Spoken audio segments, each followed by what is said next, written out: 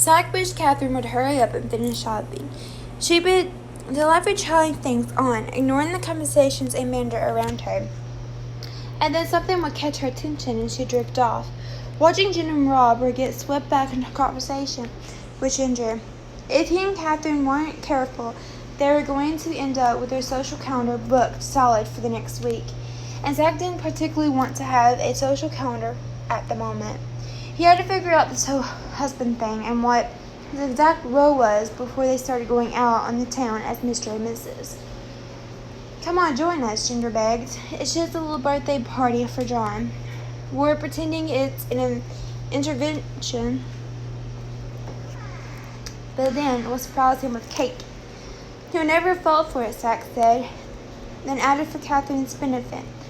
John Abcott's a lawyer, and the townsfolk are always throwing surprise parties, he added, again for Catherine. The town likes to throw them as they had a really successful one a few months back. Please, Ginger said. It would be a great way to introduce your new little family to the community.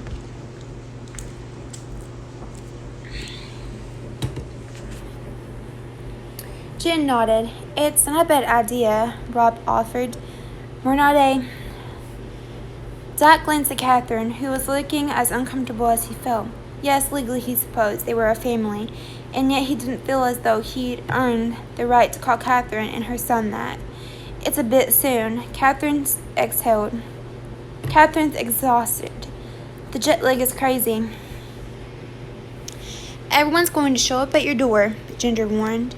She was likely right. If they didn't appear in public, the public would come to them. It might be a good idea, Catherine said. We could pop up for a minute or two. Zach could see the pros and cons of going to the party, but the snugs under Catherine's eyes were darkening despite the long sleep she had got last night. You've only just arrived, he said, knowing he was pleading. It's been about 24 hours, Jen said, with an amused smile.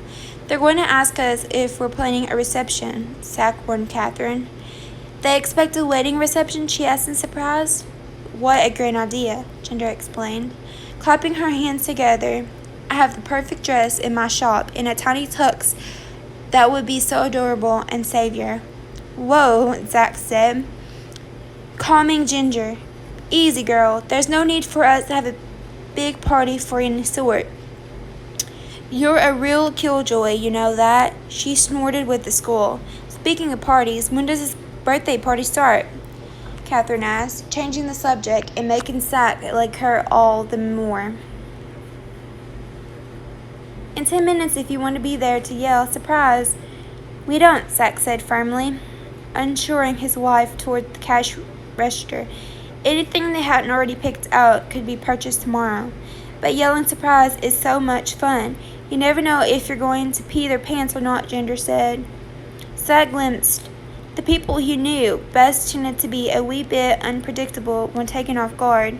With special agents, their training tended to kick in and they went into self-protection mode, hand to their hustler or flipping over anyone who made the mistake of making body contact. Hardly a good way to start off a party, although he doubted the nearing retirement lawyer was armed or anything to otherwise defend himself when shouted at by a roomful of friends.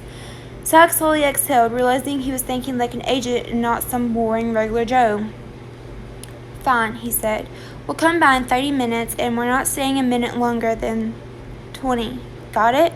You're so cute when you get all tough and macho, Ginger cooed. Doesn't he look cute with that red spreading up his neck? She asked Catherine. His wife's mouth curved up in mild amusement, but wildly she began pushing her son toward the doors. Even though she obviously wanted to go to the party, she might be a keeper.